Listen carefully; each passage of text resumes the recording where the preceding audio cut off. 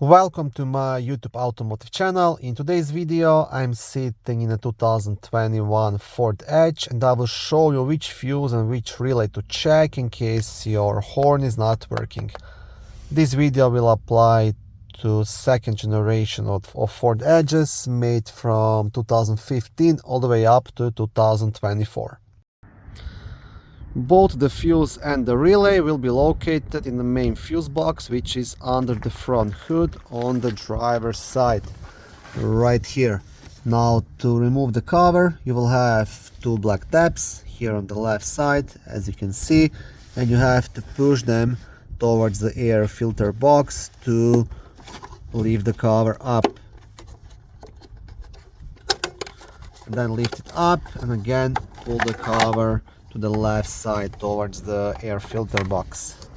And on the back side of the cover you will also have a small fuse diagram.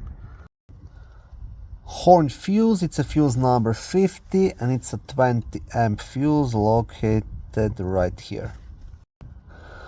Horn relay, it's a relay number 40 and it's located here.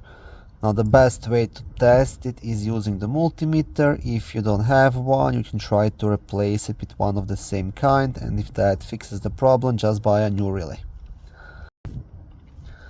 In case both of the fuse and the relay prove to be good, then you'll have to dig a bit deeper.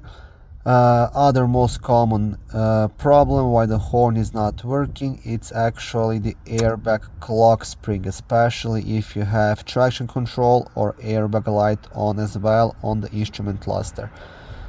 If that's all good as well, then you will have to check the wiring and the horn itself. Thank you for watching this short video. I hope it was helpful and educational. If it was, please like it and consider subscribing to my YouTube automotive channel. On my channel there is lots of how-to videos, do-it-yourself videos, car reviews, product reviews and other similar automotive topics.